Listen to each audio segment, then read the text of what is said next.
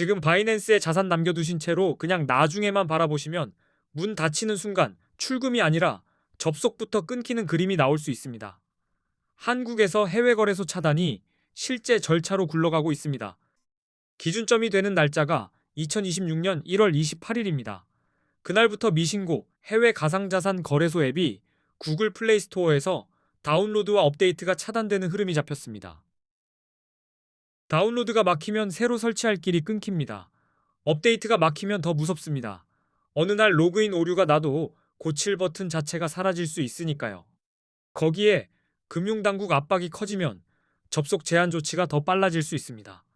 오늘은 열리는데 내일은 안 열리는 그 하룻밤이 제일 위험합니다. 왜 이런 일이 벌어지느냐? 핵심은 FIU, 금융정보분석원 신고입니다. 바이낸스는 국내 기준으로 가상자산 사업자 VASP 신고가 되지 않은 미신고 거래소로 분류돼 왔습니다. 미신고 상태로 국내 이용자를 상대하면 당국 입장에선 관리 사각지대가 됩니다. 그래서 미신고 해외 거래소를 강하게 조이는 방향으로 제재가 연결된 겁니다. 구글 정책도 여기에 맞물립니다. 구글이 한국 금융당국의 요청에 따라 미신고 해외 거래소 앱을 플레이스토어에서 퇴출시키는 결정을 반영했다는 흐름이 나온 겁니다. 세금 이슈도 배경으로 거론됩니다. 국내 거래소는 과세가 붙는 쪽으로 가는데 해외 거래소는 부가와 집행이 어렵습니다. 그래서 더 강한 칼날이 나왔다는 해석이 따라붙습니다. 지금 바이낸스를 쓰는 기존 이용자는 이미 설치된 앱으로 당분간 접속이 될 수 있습니다. 하지만 업데이트가 끊기면 보안 패치도 끊기고 다음 단계로 접속 자체가 막힐 가능성이 커집니다. 업데이트가 끊긴다는 건 새 기능이 안 들어오는 정도가 아닙니다. 보안 허점이 방치될 수 있고 기기 교체나 초기화 같은 변수 하나에 로그인부터 꼬일 수 있습니다. 특히 흔한 실수 하나가 있습니다. 불안해서 앱을 삭제했다가 다시 깔려는 순간 설치 버튼이 사라져 복구가 더 어려워질 수 있습니다. 지금은 삭제가 해결이 아니라 리스크가 됩니다. 그래서 지금 필요한 건 정보보다 순서입니다. 첫째, 바이낸스에 어떤 자산이 있는지 종목과 수량을 한 번에 정리하고, 둘째, 옮길 목적지를 먼저 확보해야 합니다. 자산 이동은 급할수록 오히려 단순하게 가는 게 안전합니다. 전송이 쉬운 형태로 정리하고 주소, 네트워크, 메모 같은 기본값을 2번 확인하는 쪽이 사고를 막습니다. 개인 지갑으로 출금할 때는 주소 한 글자, 네트워크 한 줄이 전부입니다. 받는 지갑의 체인과 보내는 체인이 다르면 돌아오지 않는 경우가 많습니다. 메모가 필요한 코인이라면 메모 누락도 치명적입니다. 다른 거래소로 옮길 때도 똑같습니다. 받는 거래소의 입금 주소를 정확히 확인하고 가능하면 소액으로 먼저 테스트한 뒤 나머지를 옮기는 방식이 가장 현실적인 안전장치가 됩니다. 신규 이용자는 더 막힐 수 있습니다.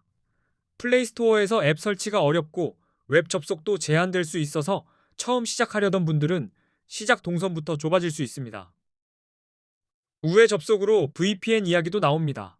하지만 그건 해결이라기보다 리스크를 다른 곳으로 옮기는 선택입니다.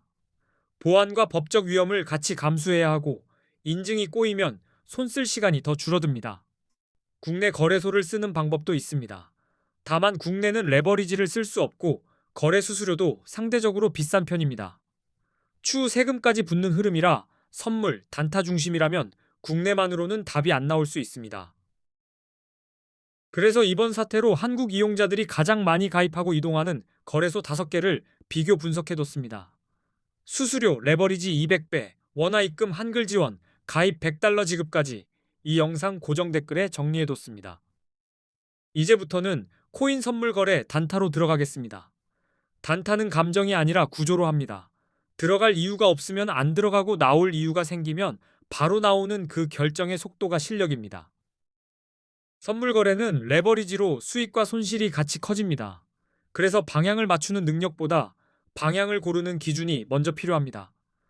롱, 숏을 아무 때나 바꾸면 차트가 아니라 손이 매매를 하게 됩니다. 비트코인 같은 암호화폐는 변동성이 커서 진입 타이밍이 중요합니다. 같은 방향이라도 언제 들어가느냐에 따라 수익이 수수료가 되기도 하고 손절이 되기도 합니다. 그래서 먼저 개념부터 정리하겠습니다. 롱은 가격 상승에 베팅하는 포지션이고 숏은 가격 하락에 베팅하는 포지션입니다. 둘 중 하나를 고르는 순간 그 다음은 근거를 쌓는 과정입니다. 롱 포지션은 비트코인 가격이 오를 거라고 예상할 때 매수 쪽으로 포지션을 잡는 겁니다. 쉽게 말해 상승에 올라타는 선택입니다. 숏 포지션은 비트코인 가격이 떨어질 거라고 예상할 때 하락에 베팅해서 수익을 노립니다. 상승장만 기다리지 않고 내려가는 구간에서도 기회를 보는 방식입니다. 그럼 언제 롱이 유리하냐? 가장 기본은 차트의 상승 추세입니다. 고점이 더 높아지고 저점도 같이 올라오면 시장 힘이 위로 향하고 있다는 뜻이라 롱 쪽이 자연스러워질 수 있습니다. 상승 추세를 말로만 보면 애매합니다. 차트에서 계단이 위로 쌓이는지 보세요. 한번 눌릴 때마다 저점이 지켜지고 다시 고점을 넘는 흐름이면 롱이 버틸 자리가 생깁니다. 기술적 분석에서는 50일 이동평균선이 150일 이동평균선을 돌파할 때 골든 크로스라고 부릅니다. 상승이 힘을 얻는 신호로 해석되는 경우가 많아 롱의 근거로 자주 쓰입니다. 거래량은 거짓말을 덜합니다. 가격이 오를 때 거래량까지 늘면 그 상승을 믿는 돈이 같이 들어온 겁니다. 시장 신뢰도가 높아졌다는 신호라 롱의 성공 확률이 높아질 수 있습니다. 반대로 가격만 오르고 거래량이 줄면 표정은 웃는데 힘은 빠진 상태일 수 있습니다. 이때는 위로 더 가기보다 한번 꺾일 가능성이 커집니다. 롱을 잡더라도 근거를 더 까다롭게 봐야 합니다. 뉴스도 타이밍을 바꿉니다. 규제 완화, 대형 기관 투자자 진입, FTF 승인 같은 긍정 재료는 가격을 밀어 올리는 연료가 됩니다. 이런 흐름이 나오면 롱이 유리해질 수 있습니다. 이제 숏을 보겠습니다. 숏은 하락 추세에서 힘을 받습니다. 가격이 계속 낮아지고 저점이 계속 낮아지는 패턴이 나오면 시장이 아래를 보고 있다는 뜻이라 숏이 유리해질 수 있습니다. 하락 추세도 구조가 있습니다. 반등이 나와도 고점을 못 넘고 다시 내려가서 저점을 갱신하면 매수의 힘이 약하다는 증거가 됩니다. 이때 숏은 역방향이 아니라 흐름이 됩니다. 이동평균선에서는 50일 이동평균선이 150일 이동평균선을 아래로 내려갈 때 데드크로스라고 부릅니다. 하락 신호로 해석되는 경우가 많아서 숏 근거로 자주 활용됩니다. 거래량도 하락을 예고합니다. 가격이 상승하는데 거래량이 감소하면 상승세가 약해지고 있다는 신호일 수 있습니다. 곧 하락할 가능성이 커진다는 의미라 숏이 유리해질 수 있습니다. 부정적인 뉴스는 하락의 불씨가 됩니다.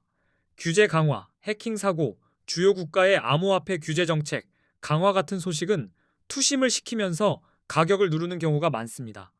이런 재료가 나오면 숏이 유리해질 수 있습니다. 정리하면 단순합니다. 상승 추세, 거래량 증가, 긍정 뉴스가 모이면 롱 하락 추세, 거래량 약화, 부정 뉴스가 모이면 숏 한 가지 신호만 보고 들어가면 그건 분석이 아니라 기대가 됩니다. 여기서 보조 지표가 빛을 냅니다. RSI, MACD, 볼린저 밴드 같은 지표는 시장의 과열과 식음을 숫자로 보여줍니다. 단타에서는 특히 지금이 과한가 지금이 눌린 건가를 잡는 데 도움이 됩니다. RSI는 과매수, 과매도를 봅니다. RSI가 70 이상이면 과매수로 해석돼 숏을 고려할 만한 구간이 될 수 있습니다. 반대로 30 이하이면 과매도로 해석돼 롱이 유리할 수 있습니다. RSI는 단독으로 쓰기보다 추세와 같이 봐야 합니다. 상승 추세에서 70을 찍는 건 강함일 수 있고 하락 추세에서 30을 깨는 건 공포일 수 있습니다.